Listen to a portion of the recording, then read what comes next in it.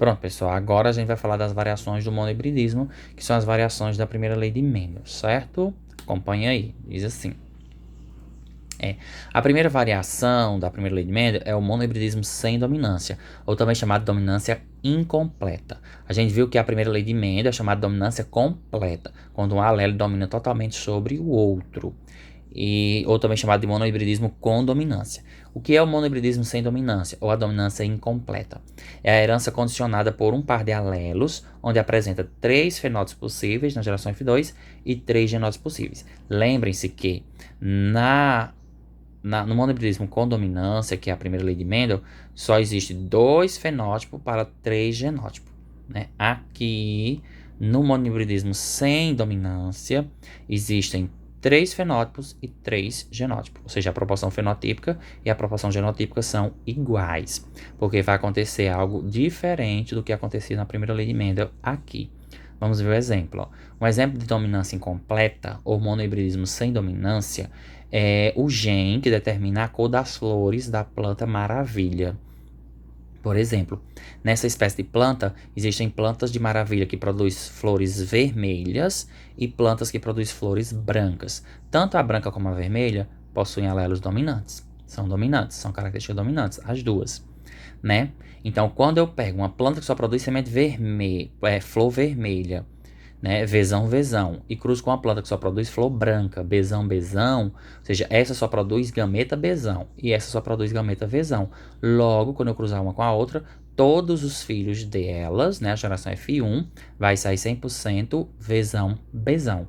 Porém, nesse caso, nem o alelo vezão, nem o alelo bezão domina, ou seja, sem dominância, né, monohibridismo sem dominância, ou dominância incompleta, quando nenhum dos dois alelos domina. Então, nem sai vermelha, nem sai branca. Todas as flores da geração F1, das plantas que nascerem desse cruzamento, elas vão produzir flores rosa, porque nem o Vzão nem o Bzão dominam, ou seja, sem dominância, dominância incompleta. E aí, quando eu pego duas plantas que surgiram desse cruzamento, né? Duas plantas da geração F1, duas plantas que só produzem flor rosa, Vzão, Bzão, e cruzo, vai dar a geração F2, onde eu vou ter 25% vermelha, 50% rosa e 25% branca. Porque vocês sabem que eu cruzo aqui, né? Ó, Vzão com Vzão, Vzão, Vzão. Vzão com Bzão, Vzão, Bzão. Aí Bzão com Vzão, Vzão, Bzão. Por isso que é 50%, porque vai sair dois genótipos Vzão, Bzão. E só um Bzão, Bzão, que é o branco. Então, na geração F2, vai sair uma proporção diferente, né, da primeira lei de Mendel, que era 75 para 25, 3 para 1. E aqui na geração F2, né, na dominância incompleta, sem dominância ou dominância completa, vai sair 25 para 50 para 25, ou seja, 1 para 2 para 1. 1 vermelho para 2 rosa para 1 branco. Essa é a proporção fenotípica, que é o fenótipo, a característica expressa. E a genotípica também sai 2 para 1 para 2 para 1. Ou seja, 1 homozigoto dominante Vzão, 2 heterozigoto Vzão, e 1 homozigoto dominante Bzão. Então, essa é a primeira variação da primeira lei, que é a monohibridismo sem dominância, ou dominância incompleta. Ela também é observável, né, que na dominância incompleta, o indivíduo heterozigoto que surge na geração F1, ele tem um genótipo intermediário, ou seja, nem é vermelho nem é branco, é rosa. É uma característica intermediária aos parentais. É bom a gente entender isso para quando a gente for ver a outra variação do monohibridismo, que é codominância. Na codominância, os dois alelos dominam. Na dominância incompleta, nenhum dos dois domina. Então a diferença é essa. Na dominância incompleta, o indivíduo da geração F1 ele vai surgir com uma característica intermediária aos parentais. Na codominância, que é a próxima variação que a gente vai ver, o indivíduo possui as duas características parentais. As duas se manifestam. Ou seja, os dois dominam. E aqui nenhum dos dois domina, certo? Então, é visto essa dominância incompleta na flor da maravilha e na flor da boca de leão também. Por exemplo, né, a flor existe na boca do leão, a vermelha e a branca. E quando cruzar as duas, sai rosa. Ou seja, uma característica intermediária aos parentais. Nem o vermelho nem o branco dominou. Então, saiu rosa. É outro exemplo de dominância incompleta. Codominância, né? A codominância, o nome já diz, né, conjunto, os dois, é quando os dois alelos dominam junto. É a herança em que não há dominância de um alelo sobre o outro. Os dois se expressam igualmente em indivíduos heterozigóticos, produzindo um terceiro fenótipo constituído por característica de ambos. Então, no que a gente viu anteriormente, na dominância incompleta, o indivíduo que surge na geração F1, ele é intermediário aos parentais. É um terceiro fenótipo, né? Um fenótipo que não existia, mas ele é intermediário aos parentais. Na codominância, né, o indivíduo que surge, ele tem ambas as características dos parentais. Não é intermediário, né, entre os dois. É a característica dos dois. Os dois dominam. Exemplo disso é o sistema MN do grupo sanguíneo, né? No nosso sangue existem proteínas que vão determinar se nós somos M, N ou MN. E aí, nosso sistema, quem é MN, é porque tem os dois tipos de proteína, os dois alelos, e os dois alelos dominam. Outro exemplo de codominância é nos bovinos da raça Shorton, né? Dois alelos se mostram ativos simultaneamente. Então, nessa espécie de gado, existe o gene que determina a cor da pelagem marrom e o gene que determina a cor da pelagem branca. Quando eu cruzo uma vaca branca com um marrom, nasce malhado, ou seja, ambas as características se expressam, né? É um exemplo de codominância, quando os dois alelos dominam e o indivíduo nasce com característica de ambos os parentais. Acho que ficou fácil de entender, né? Qualquer coisa depois vocês perguntam. Nós não vamos falar de pleiotropia, né? No livro de vocês, nessa coleção que foi adotada, ele não traz pleiotropia como uma variação da primeira lei, mas traz pleiotropia como uma variação da segunda lei. Porém, é um erro, né, nesse livro, porque pleiotropia é uma variação da primeira lei. É quando um único gene, determina várias características. Porque a gente aprendeu na primeira lei de Mendel que um gene, uma característica. Ou seja, cada gene determina uma característica em nós, em todos os seres vivos. Porém, na verdade, nem sempre é assim, né? O que é a pleiotropia? É um único gene de efeito múltiplo, né? Um único gene determinando várias características. E existem vários casos disso. Por exemplo, a síndrome de Lawrence-Moore, né, que determina obesidade, oligofrenia, polidactilia e hipogonadismo numa pessoa, ou seja, o único gene determinando várias características. A síndrome de Murphy, né, que leva a defeitos cardíacos, problemas visuais e aracnodactilia, que é dedos em forma de aranha. E a fenilcetonúria, que é uma doença, né, genética, que a pessoa já nasce com ela, onde a pessoa não consegue, a pessoa não tem um gene que produz que transforma, né, a fenilalanina, que é um aminoácido. Então, a pessoa desenvolve essa doença chamada fenilcetonúria, né, e essa doença leva a deficiência mental, convulsões, icterícia, queda de cabelo e urina muito concentrada. Então, é um único gene determinando várias características. Isso é caso de pleiotropia, uma variação da primeira lei. Pronto, aí ele fala da anemia falciforme, que também é outra doença causada por pleiotropia, ou seja, uma única doença, que é a troca de um aminoácido, que vai produzir uma hemoglobina anômala, né, que é em forma de foice, por isso anemia falciforme, né, a hemoglobina, que é a proteína do sangue, ela tem forma de foice, falciforme, por isso que ela não consegue transportar direito o oxigênio, e o corpo não reconhece essa hemoglobina e destrói no baço. Então o sangue fica a medula produz sangue, as hemoglobinas estão defeituosas, logo vão sendo destruídas no baço. Então é um problema, né, genético que a pessoa nasce. E aí ela desenvolve várias outras complicações, vocês podem ver aqui, né, como paralisia, pneumonia, fraqueza, insuficiência renal. Vai desenvolver isso tudo aqui, ou seja, um único gene determinando várias características. Isso aí é pleiotropia. Genes letais. Genes letais também é uma variação da primeira lei de Mendel. Por quê? Porque ela varia a proporção. Ó. A proporção da primeira lei é 3:1, ou seja, a gente sabe que no cruzamento de dois gametas, né, quando eu cruzo dois genótipos, eu cruzo dois genótipos, cada genótipo tem um par de alelos. Então, 2 vezes 2, 4. Então, no cruzamento de dois genótipos com um par de alelos, a gente produz 4 genótipos possíveis. Então, a proporção tem que ter 4 genótipos. E aqui só tem 3, né? 2 e 1, 3. Então, genes letal, ele modifica a proporção da primeira lei. Logo, é uma variação da primeira lei. E o que é genes letais? Ele provoca a morte ou não desenvolvimento do embrião. É um gene que determina a morte. Ou seja, se aquele gene se combinar naquele ser vivo, vai determinar a morte. Ele não se desenvolve. né, determina um desvio nas proporções fenotípicas esperadas, que geralmente fica 2:1. Onde foi que descobriu isso? Pronto, um dos casos, um exemplo, é o gene que determina a pelagem do rato. Né? O gene que determina a pelagem do rato, ele pode determinar também a morte, né, do rato. Então, por exemplo, aqui a gente tem um heterozigoto, o amarelo, né? O rato de cor de pelagem amarela, ele é o azinho, ele é o heterozigoto. Se eu cruzo dois heterozigotos, eu vou ter vários genótipos possíveis aqui, 4, né? Por exemplo, eu tenho o azão, o azinho, que é o heterozigoto, que dá a cor amarela, e o azinho, que é o homozigoto excessivo, que determina a cor agouti. Só que nesse caso, o azão, o embrião morre. Ou seja, ele é um gene letal. Né? Quando esse gene se forma, né, azão, ou seja, o homozigoto dominante, o indivíduo nasce morto. Ou seja, não é possível existir para a pelagem do rato um rato azão. Não existe, porque ele não desenvolveu. Ele morreu enquanto embrião. Porque esse gene, além de determinar a cor da pelagem do rato, determina também a morte. Ele é um gene letal. Então, genes letais são genes que determinam a morte. Cruzamento teste, o que é isso? É bom a gente entender bem direitinho o que é um cruzamento teste. Ó. Ele é utilizado para se saber se o indivíduo com fenótipo dominante é homozigoto ou heterozigoto. Como assim? Por exemplo, a ervilha. A gente viu que a ervilha amarela, ela pode ser determinada por dois genótipos. Azão, o azinho. Ó. Deixa eu voltar aqui para vocês verem, viu? Lá no caso aqui, pronto, ó.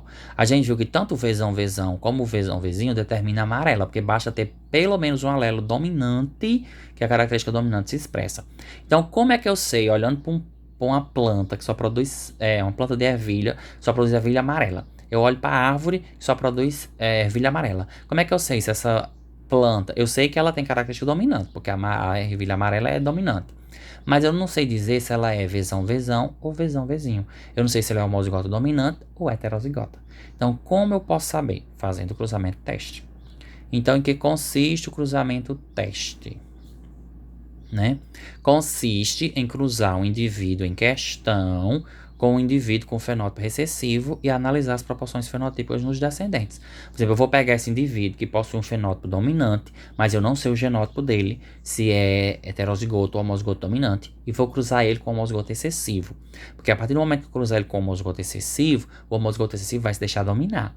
E aí eu vou observar a descendência. Dependendo do que sair na descendência, eu sei se ele é homozigoto dominante ou heterozigoto. Exemplo. Se no cruzamento a gente obter 100% dos indivíduos dominantes, o testado é com certeza homozigoto. Porque quando eu cruzo um indivíduo homozigoto dominante com homozigoto excessivo, vai sair 100% heterozigoto. Ó. Tá aqui, pra gente ver, pra gente poder entender melhor. Ó. Aqui, ó. Quando eu cruzo um homozigoto dominante com homozigoto excessivo, sai 100% heterozigoto. E todos os indivíduos vão sair com a característica dominante, né? O fenótipo dominante. Então, se sair 100% dos indivíduos com fenótipo dominante, é porque o indivíduo que eu não sabia qual era o genótipo dele, ele é homozigoto dominante. Agora, se eu cruzo, né? Voltando aqui para o cruzamento teste. Se eu obter 50% do dominante e 50% de recessivo, então o indivíduo testado é heterozigoto. Porque quando eu cruzo um indivíduo heterozigoto com homozigoto recessivo, vai sair 50% com a característica dominante e 50% com a característica recessiva. Porque o heterozigoto tem um alelo recessivo. Quando é utilizado o genitor recessivo para o teste, o processo é chamado também de retrocruzamento ou back-cross, né, do inglês. Alelos múltiplos. O que é alelos múltiplos, né? Ou também chamado de polialelia. A gente viu que cada gene possui dois alelos, né? Cada gene é um pedaço de DNA, e esse pedaço de DNA carrega uma característica tua, seja morfológica, fisiológica, comportamental.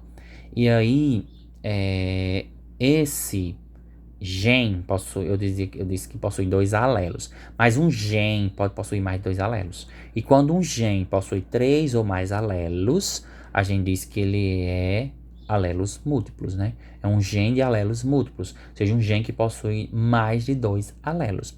Mas dentro do gene só cabe 2 alelos. Então esses alelos vão se relacionar para, no momento, só caber 2. Então, a herança é determinada por 3 ou mais alelos que condicionam um só caráter, obedecendo os padrões mendelianos. É o caso da polialelia ou alelos múltiplos. Então, o gene teve 3 ou mais alelos, né? Ele já é um caso de polialelia, mas a polialelia obedece os padrões mendelianos. Cada indivíduo tem no genótipo apenas 2 alelos, um de origem paterna e outro de origem materna. Isso não muda, né? Mas um gene pode ter mais de 3 alelos. Novos alelos surgem por mutações que provocam alterações na proteína original. Aí tem um exemplozinho aqui, ó. Por exemplo, um alelo azão, ele só produz gameta azão, né? Ele só produz gameta azão e vai. Só que em algum momento pode acontecer uma mutação, né? Um alelo azão produzir, por exemplo, um alelo azinho, uma mutação, uma modificação do DNA. E aí surge um alelo novo, uma característica que pode trazer uma característica nova, né? E aí o alelo azinho continua produzindo só azinho e o azão só azão. E aí esse alelo azinho pode em algum momento sofrer uma mutação também. E aí produzir outro alelo, o alelo azinho linha. E o alelo azinho linha só produz azinho linha e o azinho só produz azinho. E assim vai acontecendo. Todos os seres vivos sofrem mutações, todos os seres vivos estão evoluindo. E novos alelos podem surgir, novas características podem surgir. E quando um gene possui mais de 3 ou mais alelos, ele é chamado de alelos múltiplos ou polialelia. É uma variação da primeira lei de Mendel. Onde foi que os cientistas observaram, né, os alelos múltiplos, a polialelia? Por exemplo, o gene que determina a cor do pelo de coelhos. Esse gene possui 4 alelos, né? O alelo Czão, que determina a cor selvagem, o agouti, essa cor aqui marronzinha do coelho. O alelo CCH. Por que botou esse CH? CH de chinchila, né? Que é esse coelhinho cinza. O alelo CH, que é o Himalaia, é o coelhinho branco das pontas da orelha, focinho e pontas das patas, preto. É o Himalaia, e por isso CH, H de Himalaia. E o CAzinho, ou Czinho, que é o albino, é o coelhinho totalmente branco, que é o homozigoto excessivo. Então, se tiver pelo menos um Czão, o Czão domina sobre todos os outros alelos. Né? Existe uma relação de dominância aqui, ó, entre os alelos. Ou seja, o gene possui 4 alelos, mas os alelos há uma relação de dominância entre eles. Por exemplo, a gente viu lá na primeira lei de Mendel, quando tinha 2 alelos, que o alelo dominante domina sobre o alelo excessivo. Então, há relação de dominância entre os alelos. E aqui a polialelia, esse caso, né, específico do coelho, existe 4 alelos. Então, os 4 alelos possuem relação de dominância. Por exemplo, o Czão domina sobre todos os outros.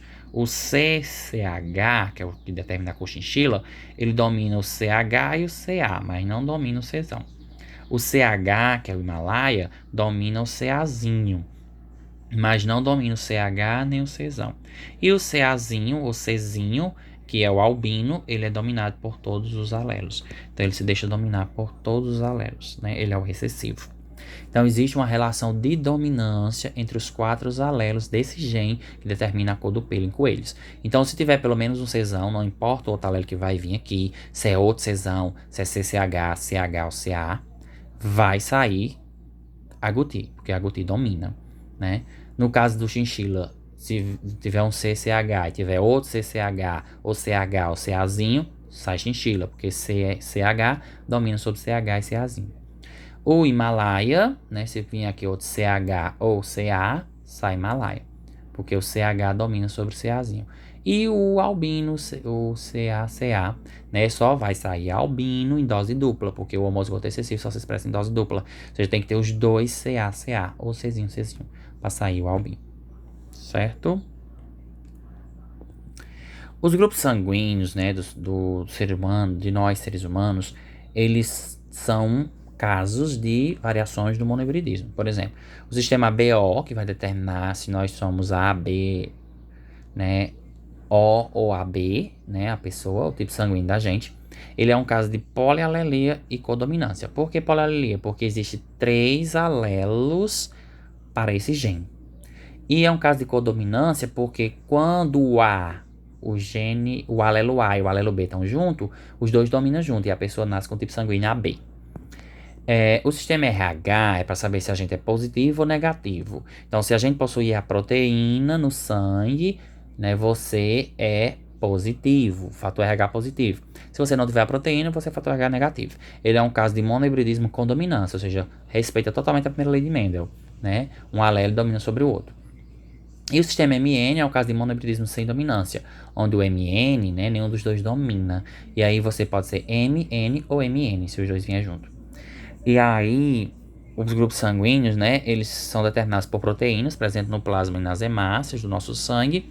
O conhecimento do nosso tipo sanguíneo é importante nas transfusões, na medicina legal, nos estudos étnicos. E essa transfusão é baseada nas relações de antígeno e anticorpo, né? Porque no nosso sangue tem proteínas que funcionam como antígeno e proteínas que funcionam como anticorpos. E todos eles obedecem os padrões mendelianos. Então a gente vai entender mais um pouquinho sobre o sistema BO, sistema RH e sistema MN agora. Então preste atenção para a gente entender bem direitinho, tá bom? O sistema BO, pronto. Os seres humanos possuem 4 grupos sanguíneos. Ou você é A, ou você é B, ou você é AB, ou você é O. E aí, como é que eu sei se eu sou A, B, AB ou O? Pela presença de aglutinogênio nas suas hemácias ou de aglutinina no seu plasma. Pois que são proteínas, né? Que tanto tem nas nossas hemácias como no plasma, que é a parte líquida do sangue. Então, quem é do grupo sanguíneo A possui aglutinogênio A nas hemácias. Por isso que ele é A. E no seu plasma, ele tem anti-B. Então, a pessoa do grupo A não pode receber sangue B, porque ele tem anti-B. Se ele receber um sangue B, o anti-B vai atacar o sangue B. E aí a pessoa morre. Certo? Quem é do tipo B, que é o meu caso, por exemplo, sou B positivo, eu tenho aglutinogênios do tipo B nas minhas hemácias e eu tenho aglutinina anti-A. Ou seja, se eu receber um sangue do tipo A, eu vou morrer, porque eu tenho anti-A que vai combater isso. Quem é AB, né? Quem é do grupo sanguíneo AB, tem os dois aglutinogênios nas hemácias, A e B. Por isso que é AB. E não possui nenhuma aglutinina. Ou seja, as pessoas do grupo AB, elas não têm aglutinogênio, elas não têm anticorpos no sangue. Logo, elas podem receber qualquer tipo de sangue. Já quem é O, não possui nenhum aglutinogênio nas hemácias. Porém, possui os dois anticorpos, anti-A e anti-B. Então, quem é do tipo O, como não tem aglutinogênio, pode doar sangue para todas as pessoas, mas só pode receber dele mesmo, porque ele tem que ter anti-A e anti-B. Se ele receber um sangue A, se ele receber um sangue B ou um sangue AB, a pessoa morre.